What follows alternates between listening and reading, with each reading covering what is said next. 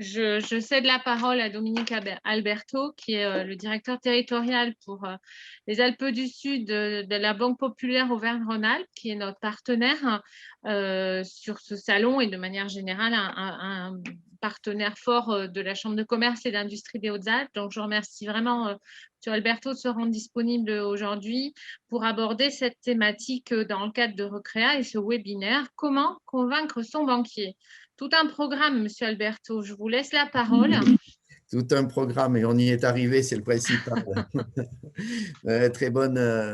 Bonjour à tous et à toutes, mais je crois que c'est toutes. Voilà, donc merci de m'accueillir pour ce webinaire. Il est important et vous le verrez, je vais le quand si ça veut bien marcher, mais ça ne marche plus, mais c'est pas grave, on va y arriver. J'arrive pas. Voilà, parfait. Voilà, on y arrive. Je vais essayer d'y arriver. Donc, je vais vous faire une petite introduction et puis ensuite, on verra toute la partie convaincre son partenaire bancaire avec différents chapitres, l'accompagnement, la présentation, l'ouverture d'un compte parce qu'elle sera obligatoirement nécessaire, la demande de financement et puis, bien sûr, au final, la clé et les clés de la réussite. L'introduction, elle est très, très simple. C'est vous qui maîtrisez pratiquement tout. C'est votre force de persuasion, c'est votre force de croyance dans le projet, c'est votre force à vous qui va vous permettre de convaincre votre banquier, mais aussi de réussir votre projet. Si je peux résumer, et ça sera aussi la conclusion, mais très clairement, c'est vous qui avez toutes les forces. Tout ce qu'on va vous présenter, ce n'est pas accessoire, mais ça fait partie de la réussite, mais c'est uniquement grâce à vous que le projet pourra réussir. Donc, on va directement aller sur le contenu et la façon dont vous allez imaginer votre projet et puis ensuite le réaliser. Aujourd'hui, que ce soit un projet pour acheter du matériel, de l'immobilier, des véhicules, des travaux, des frais divers par rapport à ce projet-là, quoi qu'il arrive, de toute façon, il faudra faire l'analyse la plus précise possible pour pouvoir réaliser ce projet. Et c'est pour ça que je dis toujours en préambule, si vous construisez vous votre projet, vous aurez plus de chances de réussir que de le faire construire à quelqu'un d'autre. Je m'entends, on dit souvent il faut aller voir un expert comptable pour le plan de financement. Oui, il faut aller voir un expert comptable pour le plan de financement, mais il faut que vous ayez des bonnes idées de base. Si vous n'avez pas vos idées, vous aurez du mal. L'expert comptable, il va vous faire un détail de tout ce qui est chiffres, mais aujourd'hui, c'est vous qui allez porter ce projet, c'est vous qui êtes convaincu et vous le verrez par la suite, c'est vous qui faites toutes les études au préalable, même si des fois c'est un peu compliqué, il faut vous impliquer à 200%. Et ensuite, pour réaliser son projet, vous aurez besoin, bien sûr, d'apports personnels. Vous aurez besoin, si vous êtes en société de compte courant d'associés, éventuellement, des subventions en fonction de ce que vous allez faire. Capital risque, peut-être que les investisseurs qui viendront investir, sauf si vous êtes vraiment innovant, mais aujourd'hui, le capital risque, ça fait partie des possibilités de financement, mais on ne donnera pas de détails là-dessus. Puis les prêts d'honneur, et on va en parler sur les partenaires et les financements bancaires. Alors, en fait, j'appuie, mais c'est toujours un peu long, c'est pour ça. Et après, ça va trop vite. En fait, il faut que j'appuie une fois et que je sois patient. C'est peut-être pas ma meilleure qualité, la patience. J'arrive pas à... Non, j'y arrive pas. Mais bon, c'est pas grave. Peut-être que là, ça va bouger. Bon, c'est pas grave. On parlera de... Je vais me mettre comme ça. Je vous dis quelques mots, mais c'était la présentation. Aujourd'hui, comme je vous le disais tout à l'heure, c'est vous qui allez porter le projet et je vous invite à le porter à 200%. Mais c'est vrai que c'est aussi, si vous savez bien vous entourer, que vous allez pouvoir réussir ce projet. Donc, à un moment donné, il ne faut pas demander à à tous les gens avec qui vous allez travailler de faire à votre place. Il faut que vous soyez vraiment le porteur de projet, mais il n'empêche que il faut avoir aussi des partenaires autres que le banquier. Et c'est pour ça qu'on vous parle de la chambre de commerce et de la chambre de métier. Des fois, vous pouvez adhérer aux deux, hein, puisque vous pouvez très bien être un artisan qui vend sa production, donc vous pouvez être aussi bien au commerce qu'au métier. Et puis après, il y a les aides plus spécifiques. Avec le réseau Entreprendre, France Active, l'ADI, le réseau Initiative qui est important pour l'apport, et puis toutes les organisations professionnelles dont vous allez obligatoirement dépendre, hein, le syndicat des coiffeurs, il en existe dans le BTP, le syndicat du BTP, et etc. Toutes ces organisations professionnelles connaissent bien votre futur métier, donc elles peuvent vous accompagner et vous donner des idées pour la suite. Le projet, il va se réaliser à 360 degrés, et ça c'est important, mais le point d'entrée, et le point d'entrée unique, et je le répéterai tout le temps, c'est le porteur de projet, c'est-à-dire vous. Ensuite, vous ferez une approche économique. C'est ce que je vous disais tout à l'heure. Aujourd'hui, si vous avez un vrai un projet, si ce n'est pas vous qui faites l'approche économique, à un moment donné, quand vous serez confronté dans votre vie future à des problèmes économiques, si vous n'avez pas fait l'approche, vous aurez du mal à avoir la sensibilité sur le domaine économique. C'est pour ça que je vous invite à faire cette approche économique, même si vous n'êtes pas formé pour, vous vous faites aider, mais il faut que vous puissiez connaître parfaitement cette approche économique.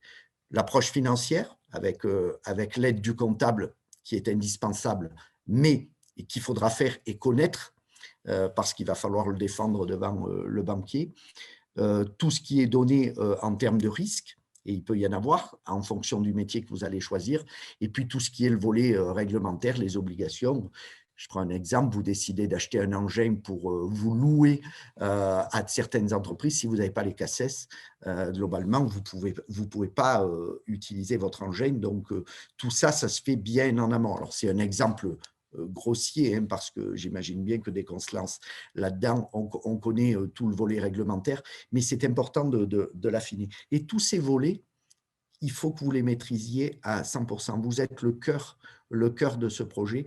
Donc, il est important de se faire aider, mais il est important que vous maîtrisiez tous ces domaines. Voilà, j'y arrive.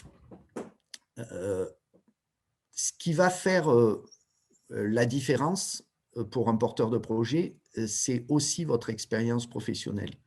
Vous pouvez très bien venir de domaines totalement différents par rapport à vos études, par rapport à votre expérience, par rapport aux endroits où vous avez travaillé. Mais votre expérience professionnelle apportera toujours un plus dans votre dossier. Et c'est important de ne rien oublier et de le mettre en valeur. Bien sûr, on a des diplômes, mais des fois, les diplômes ne suffisent pas. Et des fois, une dizaine d'années d'expérience peut permettre, dans d'autres domaines, hein, mais peut permettre d'avoir fait du financier, d'avoir fait de l'analyse économique, etc. Et vous permettre d'avancer beaucoup plus vite sur votre projet. Bien sûr, votre savoir-faire, hein, si vous vous lancez dans des métiers de vente, bien effectivement, il faut avoir fait quand même un petit peu de vente. Si vous vous lancez sur de la fabrication, ben, en fonction de ce que vous allez fabriquer, je suppose que vous l'avez appris. Donc, tout ça, c'est important. Et le savoir-faire, le banquier pose aussi assez régulièrement la question. Et puis, bien sûr, votre motivation. On ne fait pas un projet parce que la famille vous a incité à faire un projet. C'est parce que, depuis le départ, vous avez envie de faire un projet. Vous avez vraiment fait le contour de tout ce projet et vous avez envie de convaincre. Et vous verrez que quand vous êtes devant un banquier, mais même devant un expert comptable ou autre, c'est votre motivation, c'est ce qui fait une grosse partie de la réussite et de l'aboutissement de ce projet. Et puis après, il y a les gens qui vous entourent, hein, éventuellement si vous êtes en société, les associés ou la famille qui vont vous accompagner. Ce qui est le plus compliqué, c'est dès qu'on est qu'en partie convaincu par son projet, parce que le banquier le sent tout de suite. Aujourd'hui, il y a certaines personnes qui viennent nous voir uniquement pour financer un projet, mais dès qu'ils nous l'expliquent, on sent qu'ils n'ont pas fait le tour de leur projet et qu'ils ne sont pas convaincus. Et ça, ce n'est pas possible qu'on devienne partenaire parce qu'on sent que les gens ne sont pas passionnés par ce qu'ils vont faire. Et aujourd'hui, quand on regarde un prévisionnel, on peut lui faire dire énormément de choses, mais très clairement, la motivation du porteur de projet, son envie de réaliser le projet, c'est ce qui fait souvent toute la différence. Donc, je le répète, la motivation est fondamentale. Alors, l'étude de marché, ce que je vous disais tout à l'heure, c'est, je vous invite, en fonction, hein, et on pourra en parler sur vos différents projets, mais en fonction de l'activité, faites-le vous. Faites-le vous. Après, faites-le vérifier, faites-le contrôler, faites-vous accompagner par la CCI parce qu'ils ont des références, mais faites-le vous. Allez toucher du doigt, c'est important. La concurrence, des fois, on oublie un peu. La concurrence, elle est importante, mais c'est vrai qu'il faut faire le tour de ce qui marche pas. La distribution, comment vendre, comment se faire connaître, et puis bien sûr, quels clients vous allez toucher par votre projet. Est-ce que vous allez toucher suffisamment de clients? Est-ce que ça va être localement? Est-ce que ça va être délocalisé en termes de clients? C'est-à-dire que globalement, vous ferez par Internet. Tout ça, il faut l'étudier et il faut vraiment le faire sérieusement parce que c'est ce qui va vous permettre d'avoir vos réponses à la fin de cette étude de marché. Bien sûr, après, il y a tout ce qui est financier, donc avec le plan de financement. Bon, très basique, hein, comment financer ses besoins. Donc, vous verrez, il y a un tout petit modèle juste après. Le compte de résultat prévisionnel, c'est-à-dire que vous prévoyez un certain chiffre d'affaires, vous prévoyez un résultat avec un ensemble d'écritures. Et sans rentrer dans le détail, il faut savoir une chose sur le prévisionnel, c'est que le banquier, tant qu'il n'a pas votre premier, voire lorsqu'il a votre premier bilan, il regarde et il fait toujours référence au prévisionnel. C'est-à-dire que dès qu'il va recevoir, il va vous recevoir les premiers mois pour éventuellement des accompagnements de trésorerie, il regardera votre prévisionnel, il regardera l'argent qui a été déposé sur le compte et il verra si c'est en adéquation. Ça, c'est fondamental. Lorsqu'il aura le premier bilan, il ressortira le prévisionnel et il dira aujourd'hui, on avait prévu 100 000 euros de chiffre d'affaires pour la première année. Le premier bilan nous montre 120 000 euros, donc on est en progression. Par contre, le résultat est un peu moins important, peut-être parce qu'on a trop fait d'achats ou on a trop de stocks, etc. Et le banquier fera au moins les 2 premières années souvent référence au prévisionnel. Et il s'est avéré dans le passé sur certains dossiers où le prévisionnel était complètement erroné, où on n'était pas du tout dans le match. Donc, c'est important que votre prévisionnel soit le plus près possible de la réalité. Et après, la dernière partie, c'est le plan de trésorerie. Le plan de trésorerie, il faut anticiper les besoins que vous allez avoir sur vos achats, sur ce que vous allez vendre, sur ce que vous allez faire, parce qu'il peut toujours y avoir des décalages de trésorerie. Et ça se travaille précisément et ça se travaille aussi avec le banquier sur la base de votre prévisionnel. Alors, ce qui intéresse la banque dans votre dossier, donc c'est le but de ce webinaire, hein, comment arriver à convaincre votre banquier dans le cas d'une création ou d'une reprise. Comme je vous l'ai dit, j'irai plus loin. Le professionnalisme du créateur, oui, mais c'est ce que je vous ai dit tout à l'heure, c'est la motivation du créateur. Ça, c'est important. Alors, bien sûr, après, si vous voulez on pourrait prendre un ensemble d'exemples, mais aujourd'hui, si vous voulez pratiquer ou créer une entreprise dans un domaine que vous ne connaissez pas du tout, c'est toujours un peu plus compliqué. Mais si vous avez la motivation, vous avez fait le bon 360 sur le projet, globalement, vous partez avec des bases solides parce que vous connaissez précisément votre projet. Après, il y a le domaine d'activité aussi, parce qu'il y a des domaines d'activité qui sont porteurs et puis il y a des domaines qui sont plus compliqués, mais sur lesquels on peut y aller parfaitement. Ce que je vous disais il y a quelques minutes, l'objectivité du compte prévisionnel, enfin du résultat prévisionnel, c'est important et on y fait souvent référence. L'analyse précise que vous avez faite de la concurrence, et puis le plan de financement, la trésorerie, on en a parlé, et puis les garanties données ou les garanties prises par la banque, que ce soit les différentes cautions ou cautions comme BPI ou encore votre caution personnelle. Voilà. Dans le cas d'une reprise, c'est un peu différent. Pour la bonne et simple raison, c'est qu'une reprise, c'est que vous rachetez quelque chose qui existe, qui réalise un certain chiffre d'affaires. Et donc, il est important pour nous de faire une bonne analyse de la situation financière du vendeur. Et donc, pour faire une bonne analyse, il faut que vous l'ayez faite vous aussi pour répondre à toutes les questions du banquier. Parce que vous savez ce que vous voulez racheter. Et donc, c'est important que vous ayez fait cette analyse au préalable. Parce que lorsqu'on va vous poser des questions, il faut que vous soyez en capacité de nous répondre sur certains points de détail.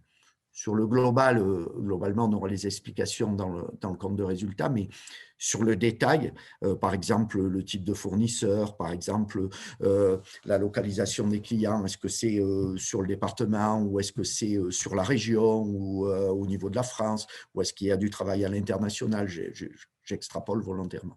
Donc ça, c'est très important. Il faut que vous ayez fait, vous, une bonne analyse et puis que nous, on ait tous les chiffres consolidés du vendeur pour pouvoir vous accompagner sur une reprise. Alors après, on rentre dans la partie qui est votre projet va être réalisé puisque le banquier a donné son accord. Donc après, il va y avoir l'ouverture de compte. Donc, on va pas rentrer dans le détail. Et ce qu'il faut savoir, c'est qu'un compte professionnel, c'est vraiment dédié pour du professionnel. Et vous ne pouvez pas, même si vous êtes en nom propre, utiliser votre compte personnel pour faire des activités professionnelles. Pourquoi? Parce que sur un compte professionnel, on est autorisé à faire un ensemble de choses que l'on ne peut pas faire sur un compte particulier. Donc, c'est pour ça que c'est important que ça soit vraiment différencié.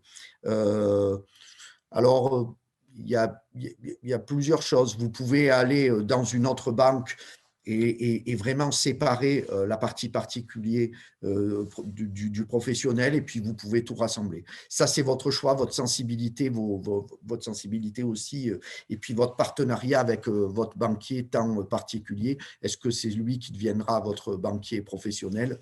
Ça, c'est à voir, mais ça, c'est… Enfin, je ne vous donnerai pas de conseils précis là-dessus parce que ça n'a pas lieu d'être.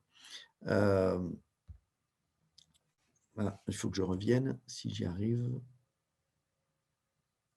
J'ai oublié, j'ai sauté.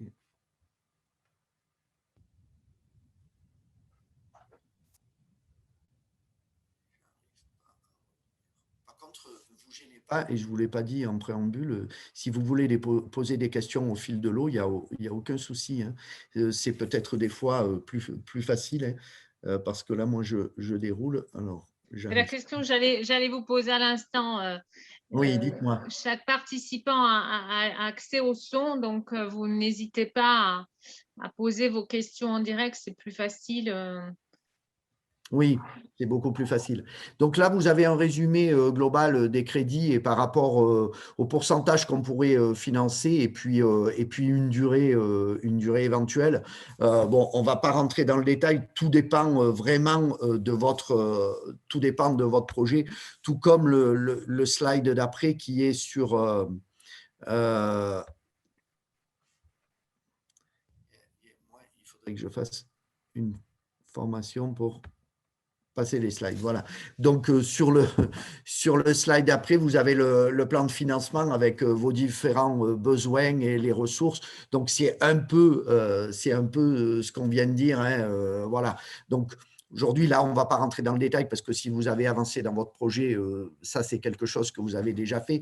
Et c'est aussi, au départ, une des premières choses qu'on fait, le plan de financement, c'est-à-dire de voir si, en fonction des ressources, on va pouvoir répondre aux besoins pour porter son projet. Donc, voilà, je répondrai plutôt individuellement à vos questions si vous le souhaitez. Là, c'est l'ensemble des documents nécessaires. Et puis, ce qui est important, c'est le dossier de financement. Mais vous savez, le résumé du projet, il est important dans le dossier de financement, mais rien de mieux que d'aller plaider pour pouvoir vendre son projet et pour pouvoir expliquer à son banquier toutes ses motivations. C'est ce que je disais au départ. Donc, alors, c'est vrai qu'en cette période, c'est un peu compliqué, hein, mais bon, on a Teams, on a Zoom, on a tout un tas de solutions qui font que ce qu'il faut, c'est pouvoir parler de son projet parce que le banquier va pouvoir voir, comme je vous le disais, toute la motivation à réaliser ce projet. Et puis après, l'étude de marché, je le répète, hein, faites-vous aider pour l'étude de marché, mais c'est fondamental que vous l'ayez étudié, vous, même si vous vous faites aider sur la façon de le faire, la façon où vous allez aller chercher les informations, mais faites-le vous. Si vous le faites faire de A à Z, vous n'allez jamais connaître à 100% ce qu'il y a dedans et vous n'allez pas pouvoir répondre à toutes les questions. Quelqu'un qui arrive motivé, qui a fait son étude de marché, qui a fait son analyse financière, qui a étudié ses besoins de trésorerie, il arrive avec une force énorme devant le banquier parce qu'il a répondu à toutes les questions de son projet et il va être en capacité devant le banquier à répondre à toutes ces questions. Voilà, le dossier de financement, on vient d'en parler. Et puis, très clairement, les facteurs clés du succès, hein, ils sont importants. Et comme je vous l'ai dit, résumé à la chose la plus importante, c'est vous. C'est vous. Quand vous portez un projet, c'est vous qui le portez et c'est vous qui allez convaincre l'ensemble de vos futurs partenaires. Comme plus tard, vous allez convaincre vos fournisseurs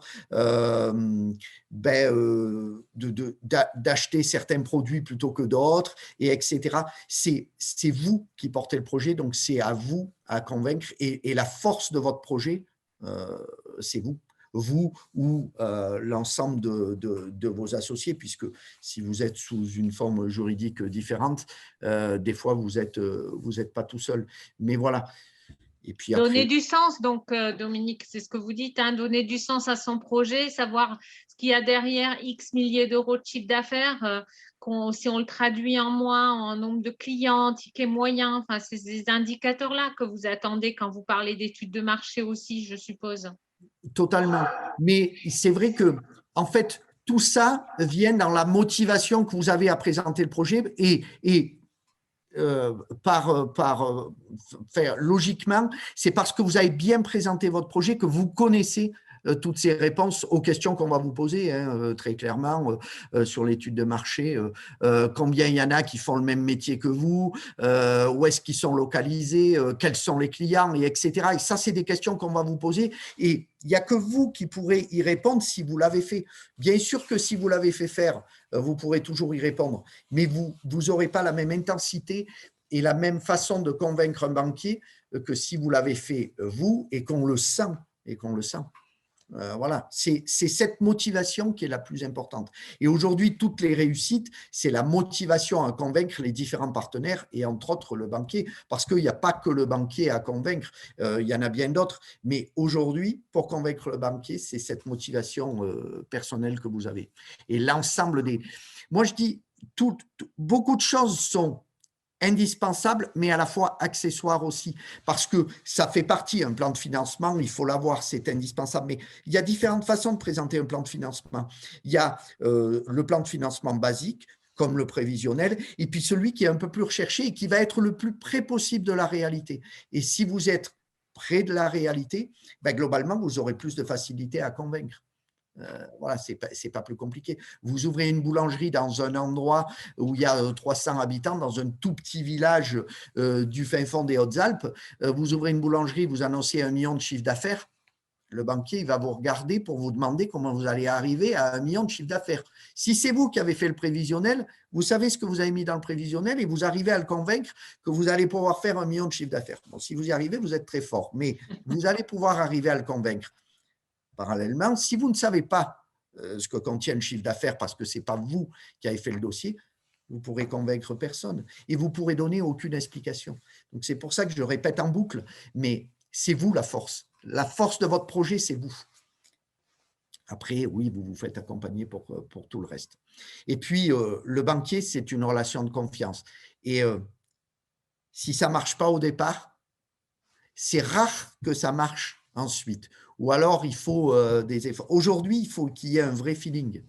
Le banquier, c'est tellement un partenaire important et pour nous, les clients sont tellement importants qu'il faut qu'il y ait une vraie confiance et qu'il y ait une vraie vérité. C'est-à-dire que dès qu'il y a des problèmes, on va essayer de les régler ensemble.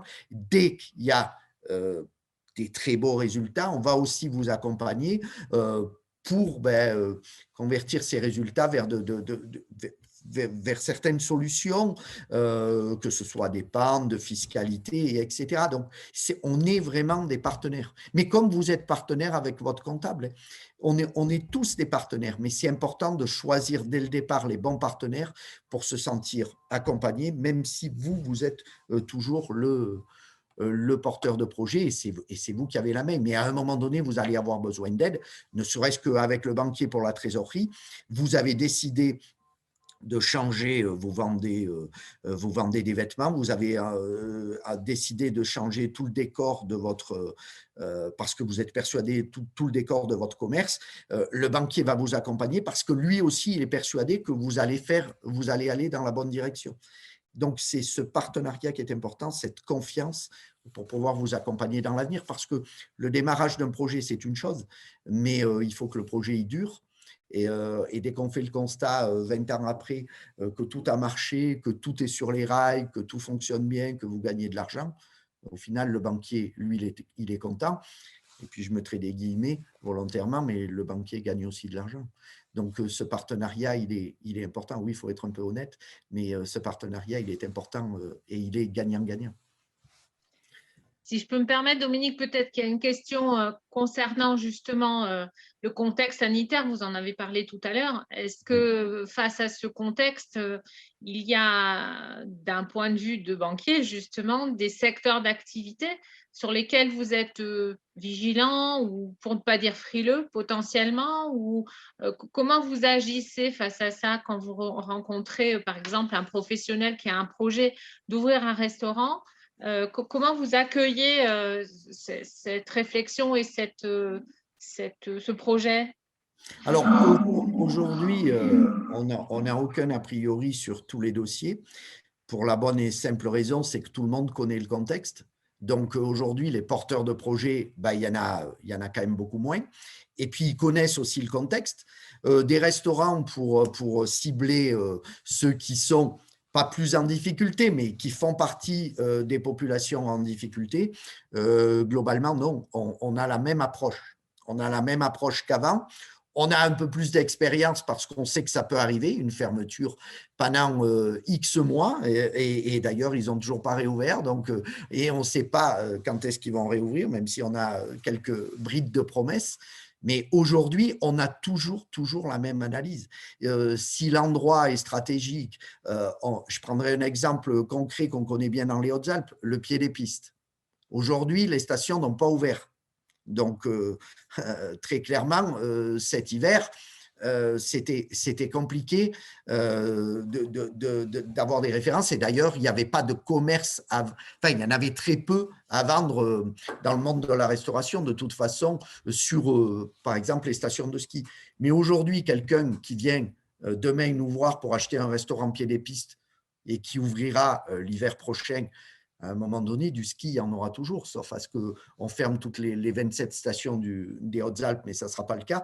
Donc aujourd'hui, il y en aura toujours. Et aujourd'hui, on aura la même vision. On sait qu'il y a eu une année entre guillemets, blanche.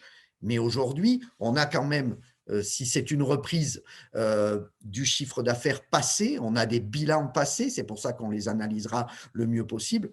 Mais si le repreneur est motivé, il a tout ce qu'il faut pour réussir, il n'y a absolument pas de raison qu'on n'y aille pas. Et inversement, quelqu'un qui voudra créer un restaurant en station, mais on l'étudiera comme tout autre projet.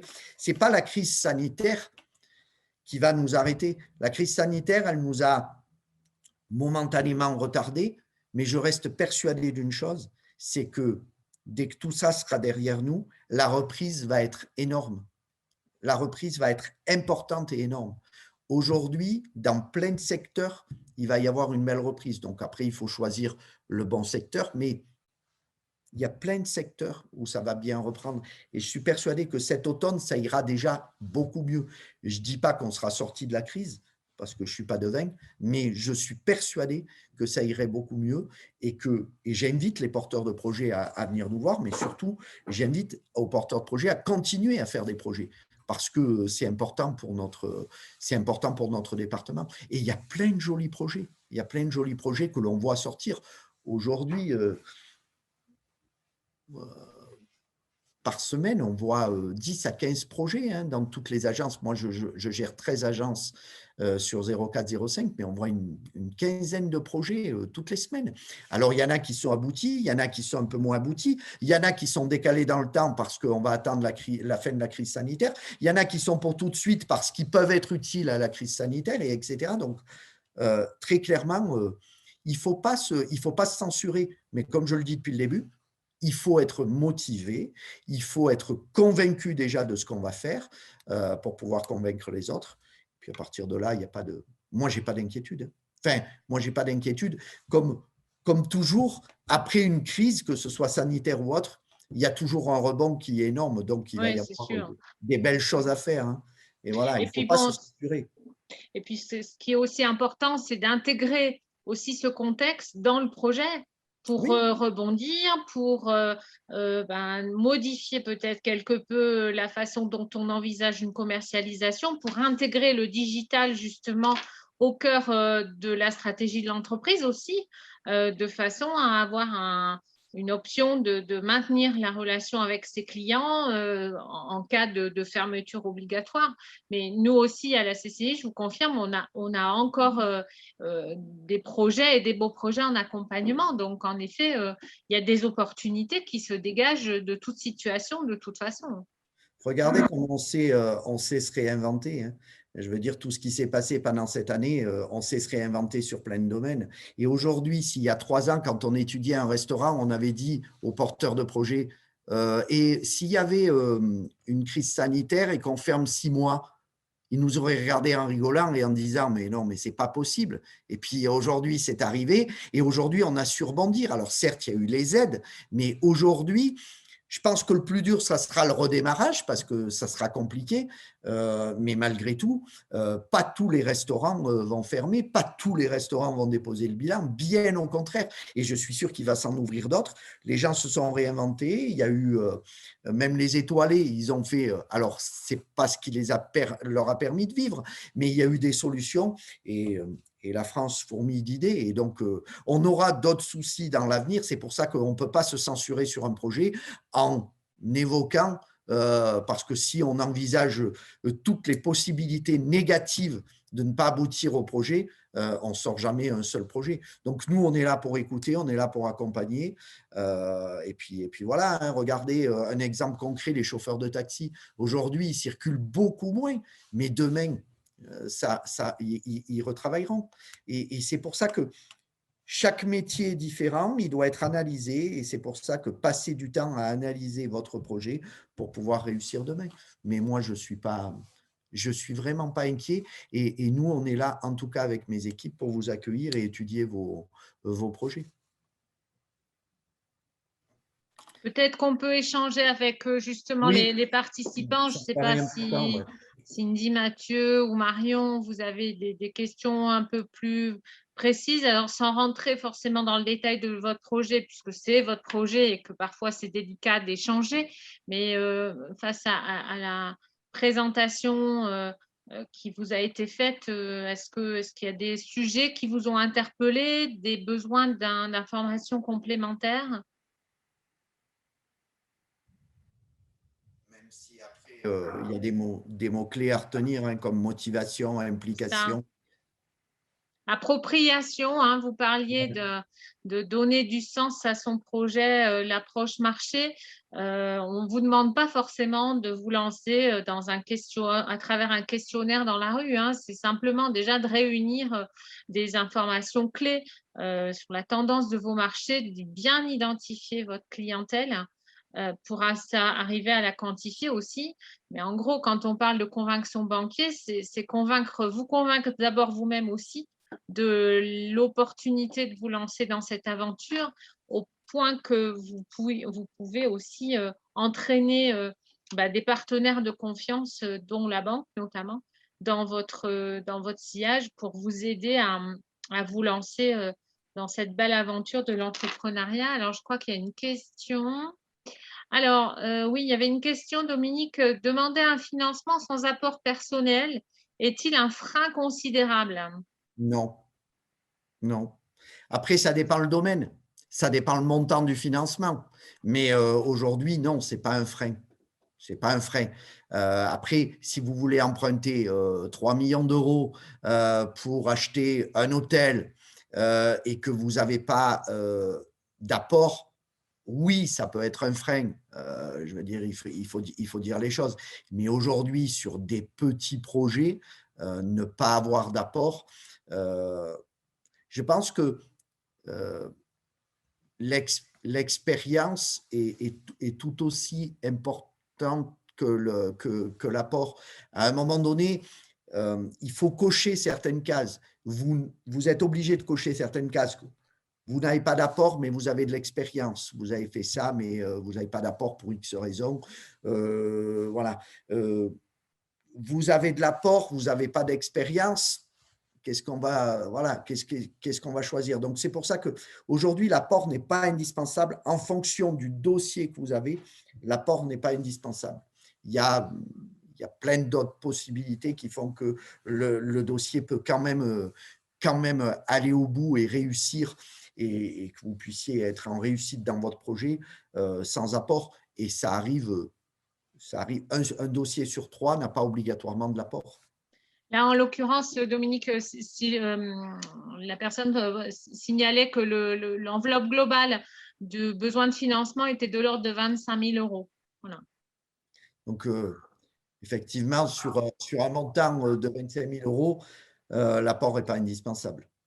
Surtout on peut préciser aussi, et vous l'avez cité tout à l'heure très rapidement, qu'en complément du financement bancaire, et en particulier pour financer du stock, de la trésorerie de départ, du besoin en fonds de roulement, il y a justement les réseaux que vous avez évoqués, hein, qui avaient fait l'objet d'un webinaire spécifique, notamment le réseau de France Initiative, qui propose un financement complémentaire, notamment, qui peut constituer, selon selon les partenaires bancaires, un apport au final, peut-être. Chez nous, c'est le cas. Chez nous, c'est le cas. Et donc, aujourd'hui, ça peut être considéré comme de l'apport, puisque c'est emprunté à titre personnel. Donc, ça peut être considéré comme de l'apport. Mais aujourd'hui, sur un projet de 25 000 euros, si le projet est bien ficelé, s'il n'y a pas d'apport, ça ne pose pas de problème. 25 000 euros, ce n'est pas un gros montant. Et potentiellement, ça reste malgré tout un prêt professionnel. Ce n'est pas forcément un prêt personnel. Non, bah non, c'est pas judicieux. Oui, mais bon. Soit d'abord en termes de taux, et puis c'est une affaire professionnelle, donc c'est une affaire dont la personne va vivre. Donc aujourd'hui, il faut que, comme de la même façon qu'on ouvre un compte pro pour ses activités professionnelles, il faut faire un prêt professionnel pour ses activités professionnelles. Donc oui, mais non, il n'y a aucun sujet là-dessus. Je pense que vous remarquerez voilà, la bienveillance de partenaires bancaires qui, avant toute chose, est à l'écoute de votre profil et aussi de votre projet, surtout de votre projet, qu'il n'y a pas d'a priori non plus sur des activités spécifiques. Ce qui compte, et vous l'avez bien compris, c'est votre projet avant tout, le sens que vous y donnez, les chiffres qui peuvent, sur lesquels vous pourrez vous appuyer pour étayer et convaincre un partenaire que vous êtes l'homme ou la femme de la situation et que votre projet peut être avant tout viable, répondre à des besoins de clients, installé sur un marché qui est en évolution, avec une concurrence que vous avez bien identifiée, une plus-value que vous allez véritablement apporter pour faire la différence, parce que je crois que c'est ce qui compte avant toute chose. C'est ça, c'est comment vous allez être positionné sur votre marché à l'écoute des besoins de vos clients. Je regardais s'il y avait d'autres questions, mais… Je vous prendrai qu'un exemple. J'ai été avant d'être directeur, j'ai été dans le réseau d'agences. Hein. J'ai commencé mon métier comme conseiller pro.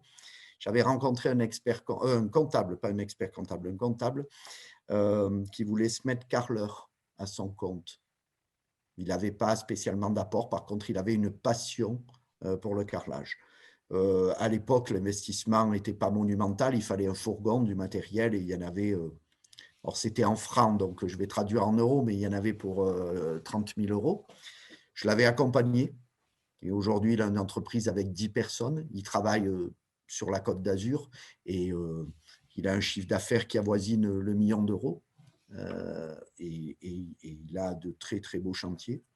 Et aujourd'hui, il était venu me voir, mais il m'avait démontré une telle motivation pour son projet. Pourtant, il était comptable. Alors, ce qu'il savait bien faire, c'était les prévisionnels. Mais j'étais toujours un peu inquiet parce que je me disais, s'il sait bien faire les prévisionnels, il aura mis tout ce qu'il faut et tout ce que j'ai envie de lire. Mais je lui ai fait confiance. Je lui ai prêté les 30 000 euros. Il n'avait pas d'apport. Il s'est lancé. Il avait quand même fait au préalable un CAP en cours du soir parce que c'était indispensable pour ouvrir une entreprise de carrelage. Et aujourd'hui, je le vois encore assez régulièrement parce qu'on est devenus amis, mais c'est quelqu'un qui a totalement réussi et qui est parti d'une passion en fait. D'une passion parce qu'il avait un métier dans les mains et il s'est tourné vers un autre métier qui était surprenant, qui était manuel, mais aujourd'hui, il a totalement réussi. Voilà. Et c'est un exemple, donc voilà. Et à l'époque, c'était 30 000 euros et il n'avait pas particulièrement d'apport puisqu'il travaillait dans un cabinet comptable comme comptable. Voilà. Et des exemples comme ça, j'en ai énormément. J'en ai énormément parce que c'est le quotidien de ce qu'on vit en agence. Et après, effectivement, et moi je dis, dans 85% des cas, les dossiers amenés par un porteur de projet passent parce que il y a une vraie volonté, une vraie motivation, une vraie envie. Et donc, on est partenaire et on va suivre. Et on a des très, très beaux résultats. Et quand on fait le bilan quelques années après, on s'aperçoit qu'il y a des vraies belles réussites.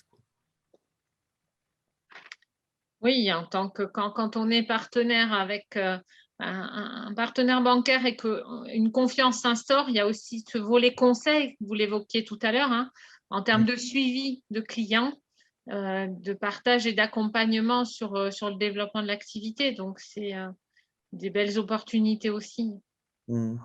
C'est pour ça que je dis aussi au banquier, il faut éviter de lui cacher des choses qui sont importantes. Dès que ça va bien, comme dès qu'on a des difficultés, il faut en parler pour trouver des solutions. Quand on est en difficulté, il ne faut jamais, jamais se laisser, jamais laisser dégrader la situation. Donc, il y a toujours une solution à un moment donné. Après, des fois, c'est trop tard. Donc, c'est pour ça que le mot partenaire, il est important, il est fort. Quand on travaille ensemble, on est partenaire. Parce que si vous gagnez de l'argent, nous, on en gagne aussi. Peut-être une dernière question sur la partie, notamment à quel moment vous paraît-il le plus opportun de commencer à solliciter un banquier, justement, quand on est dans un parcours de projet? Bon, on a bien compris l'étude de marché. Est-ce que c'est après cette partie-là qu'un premier contact peut avoir lieu pour aussi avoir un retour d'expérience, un échange? Est-ce que vous souhaitez que le business plan soit bouclé complètement et ne découvrir le projet qu'à ce moment-là, avec l'approche marché, avec aussi le plan de financement, le prévisionnel? Comment vous voyez les choses? Sincèrement, je vous dirais que tout est possible. Tout est possible. Pour la bonne raison, c'est qu'à un moment donné, on va pouvoir, parce que demain on sera partenaire, on va pouvoir aiguiller la personne. Alors effectivement, si la personne vient nous voir en nous disant, bon, j'ai envie d'être carreleur, qu'est-ce qu'il faut que je fasse? On aura un peu du mal à l'aider tout de suite. Oui, Mais, c'est sûr. oui, mais par contre, s'il a déjà bien avancé dans son projet, étude de marché faite ou pas faite, prévisionnel fait ou pas fait, s'il vient chercher des conseils, s'il vient chercher des conseils sur ce on va pouvoir financer ou ce qu'on ne va pas pouvoir financer. En fonction du montant, c'est ce qu'on disait tout à l'heure. Aujourd'hui, sur 25 000 euros, s'il n'y a pas d'apport, c'est pas rédhibitoire. Aujourd'hui, si vous allez sur un dossier de 300 000 euros, il va falloir qu'il y ait aussi un petit investissement financier, donc il faut qu'il y ait un petit peu d'apport. Donc, on va vous conseiller, on va vous dire, ben là, il vaut mieux peut-être mettre 20 000 euros d'apport et garder 20 000 euros en trésorerie qui va permettre de compenser la première année s'il y a des difficultés, etc. Et tous ces conseils, on peut vous les donner à n'importe quel moment. Donc, au départ du projet, peut-être pas, mais dès que votre projet a un peu avancé, vous commencez à vous poser des questions, il faut peut-être venir nous voir. Et puis après, on se reverra. On vous aura donné certaines orientations. On vous aura envoyé vers nos partenaires aussi. Hein. On est partenaire avec la CCI, on est partenaire avec la CM105, etc. Donc, tous ces partenaires, on vous invite à aller les voir. Des fois, vous les avez vus, mais des fois, vous n'y pensez pas. Donc, on va vous envoyer vers ces partenaires qui vont vous donner plein d'informations. Et puis après, on vous reverra dès que le projet est un peu plus abouti.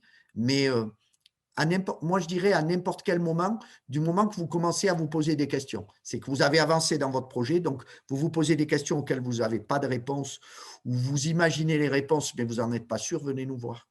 Venez nous voir. De toute façon, aujourd'hui, on a toutes les modalités de rendez-vous, que ce soit en présentiel, que ce soit en visio, que ce soit donc… Enfin, je veux dire, vous perdez jamais une heure, et nous non plus. Donc, n'hésitez pas. Solliciter les banquiers.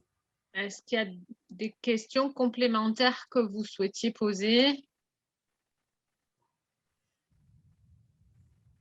Bon, a priori, c'est très clair. Hein. Vous avez les coordonnées de Oui, n'hésitez pas. Monsieur Alberto. Si vous avez d'autres questions, surtout n'hésitez pas. Hein, vous pouvez m'envoyer un mail et je vous réponds. Hein. Il n'y a aucun souci. Ne restez pas sans réponse sur un projet. Ah, c'est surtout ça, oui. Et Voilà. dites-vous que ce que vous signalez, Monsieur Alberto, c'est qu'on est en réseau, c'est-à-dire qu'un porteur de projet bénéficie d'un accompagnement un peu coordonné, c'est-à-dire qu'entre nous, on se parle, on Oui. partage, on est partenaires, comme vous l'avez dit, et on échange sur des projets. On peut aussi être facilitateur hein, dans le cadre de votre parcours. Donc, le plus important, c'est de ne pas s'isoler, de bénéficier, d'utiliser toutes les ressources que ce réseau d'accompagnement peut vous proposer. Alors, je crois qu'il y a une question. Oui, vous recevrez le mail.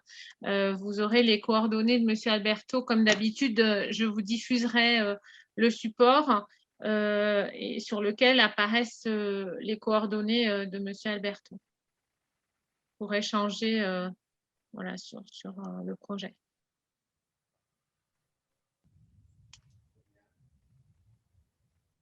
Je ne sais pas si vous vouliez rajouter autre chose, Dominique. Non, je l'ai dit, j'ai utilisé le mot motivation, le mot Oui, oui. implication à outrance. Donc aujourd'hui, non. Non, C'est vraiment le maître mot sur tout, pour tout. D'abord pour vous-même, hein, parce que vous convaincre vous-même pour vous lancer, c'est important.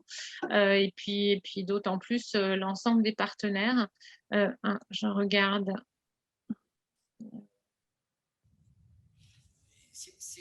c'est un mot qui est fondamental, partenariat, mais partenaire.